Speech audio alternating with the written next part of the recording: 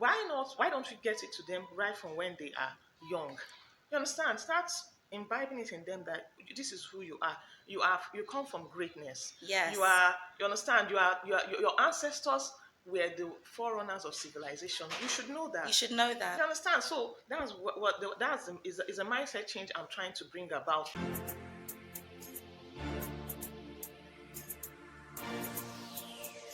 Mommy, Dream Jack got me on. Starzy. Oh, white family music. I'm going back to where I belong. You're the reason why I'm singing this song. But I did you no wrong. But you broke my heart. Hi guys, we're Team Afro, I'm Yaba and we are Ghana bound. We're a family of 4 who've moved back to Ghana to help you to do the same successfully as well. Today I've got a very important, I'm just very grateful that I've been able to be introduced to you. So I'm going to ask you to introduce yourself, please. Okay, my name is Maluchi Ifatu Chukwuemeka. I'm a Nigerian. I'm a wife. I'm a mother. I'm a historian, an African historian actually. I'm a social entrepreneur. Yeah, basically, and then I'm an author. Yeah. Yes, and that's why we're here, because you have written a book, Hidden Histories. So you said you're a historian. When did you start your journey on African history? Okay, in school I studied English. That was what I studied in my bachelor's degree, and this journey started. I'll say, okay, while I was studying English in school, we were introduced into American history, English history, the Celts, the Anglo-Saxons, and all that. So I knew all that growing up, and I love history. Yeah, but I would say the journey actually started when I had children. I looked at it and I started putting them into reading of books, a lot of books. So I then decided that I wanted them to also learn history because I want them to have a broad world view, know about this and about that. So wherever they meet anyone, they can tell you, okay, this is what I know about you or about your country or your culture. So that's how I introduced them into other history of other cultures. So while doing that, I discovered that okay, African history is also rich. Okay, let me also introduce them into African history. But well, there are books on African history. There were books on, you understand, our heroes, Herbert Macaulay, Obafemi Awolowo, and all that. But I would say that I didn't feel that there was anything to go into ancient African history. I just felt okay, what the nationalists had done, what our kings had achieved, King Jaja of Opobo, Queen Amina of Zaria. Those are just the ones I felt okay we're going into. But all of a sudden, I just and that was where I then decided that okay, I was going to write a book on that for children because I didn't even want that particular part to be wiped off. I wanted it to be in their heads at all time. But while doing my research, while going into research, I then discovered that African history was broader, was deeper, was more than just our kings, our nobles, and our nationalists. It was way, way back before all this happened. So I said, okay, this looks like where we should start from. I think they know about this nationalists and kings. Let's go back in time and know what Africans achieved as ancients, not as modern, as Yes. people you understand who came in after colonialism, after slavery. Let's go back, and that was what brought about hidden histories. Wonderful, because they are hidden.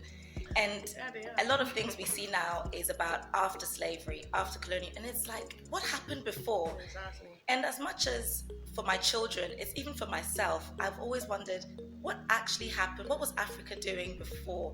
And we've been told very little. Yes. So a lot has been left to our imagination, or we've been told by media, nothing much happened. We started from living in bushes and caves, which Jumping around like monkeys. exactly, the lies that have been told. Yeah. What are some of the biggest discoveries that you found that even yourself, you were like, wow? Well,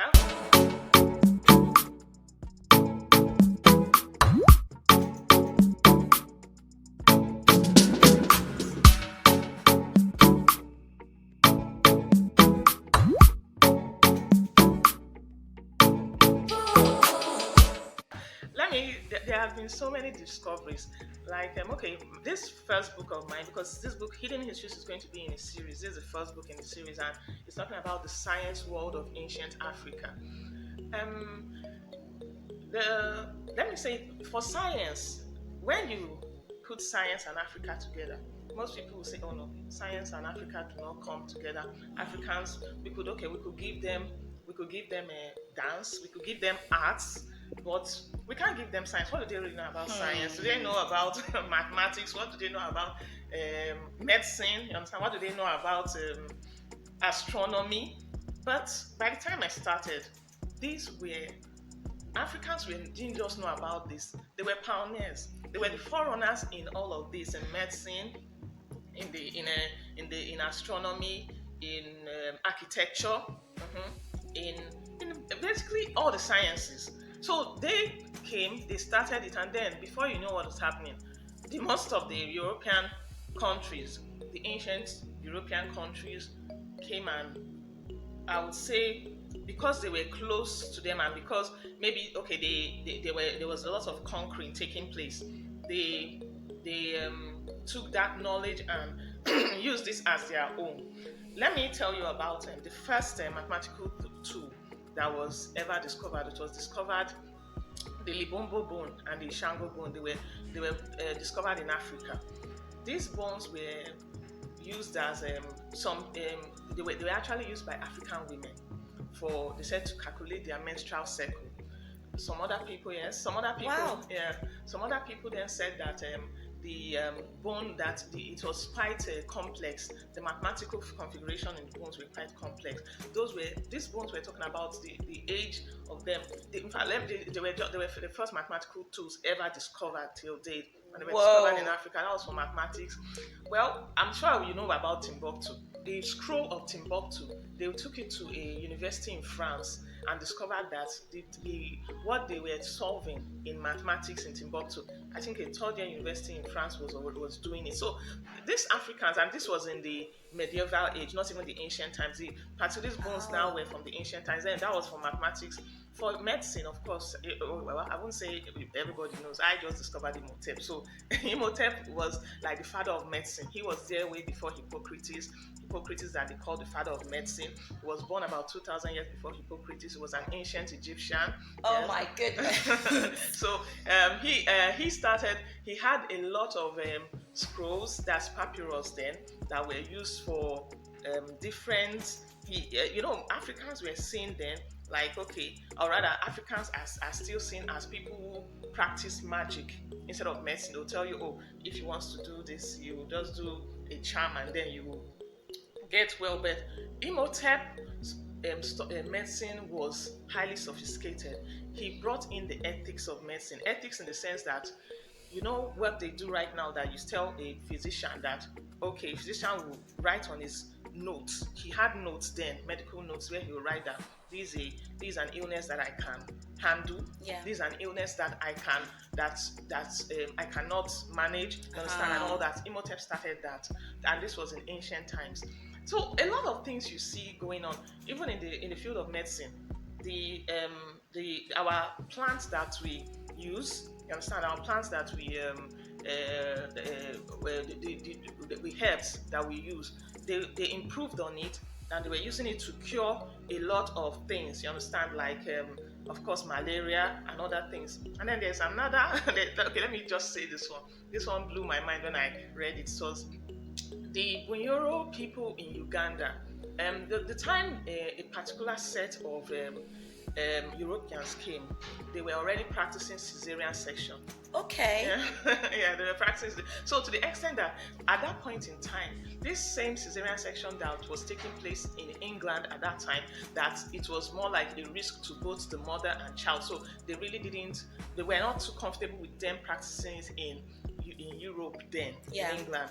These surgeons, they were male surgeons, they were practicing. It was taking place in Uganda, and it was taking place with anesthetics. Yeah, it was quite improved. See, I'm even sad that I'm shocked. I'm sad that I'm shocked. Yeah, so but I it's think by quite the end of the interesting. book, I'll be confident rather than Yes. surprised at these things. Yes, you'll be Yeah. confident. That's it. Yeah. That was in medicine. Are we talking about, okay, in astronomy? Okay, let me call the Dogons of Mali. The Dogons are, some people say they descended from the ancient Egyptians. The Dogons, the way the Europeans now see astronomy, a lot of discoveries in astronomy. These Dogons already knew a lot of what was happening at that point in time in astronomy. They knew that of course the Earth was round. At a point in time, a lot of people, Europeans thought the Earth was flat. They knew the Earth was round. They knew about the different stars and the different planets. They had all this with them, and the funny thing is that most people who come to this particular group of people, this ethnic group in Mali, but then they get there, they tend to think that, oh, how do they know about this? It's really not, they can't even explain it, because I don't know if the people themselves they don't let anyone know how they know about it, but what they tell you when you meet them is that aliens came to tell us about it. They don't, I guess they don't really want They don't want to expose their secret. The secret. By the time the Europeans discover, okay, they say, okay, let's see if what these people have said is right. They discover that it's actually true. So these are scientific discoveries that these people have known for over thousands of years before it finally gets open to every other This person. kind of information can really change the direction of the African people in terms of how life is right now, because we're always being told that we are less bottom behind, when really it is the beginning. We were the beginning of a lot of things. It is. I see it. For me, when I discovered all this, I said, no, I can't just keep this to myself. I can't just keep it to my children. No. I said, okay, let me put it in a book form. And I always tell people, my book, I specifically made it with illustrations, because I'm looking at children.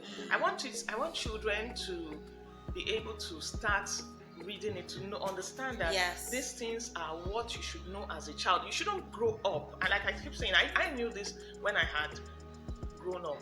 You understand? And I don't feel that a child should be made to feel that you are less of who you are until you are old enough to know who you are. Absolutely. And most times, it's quite even disheartening that most times, most even die without knowing who they are. Without knowing. That's true. So why don't we get it to them right from when they are young?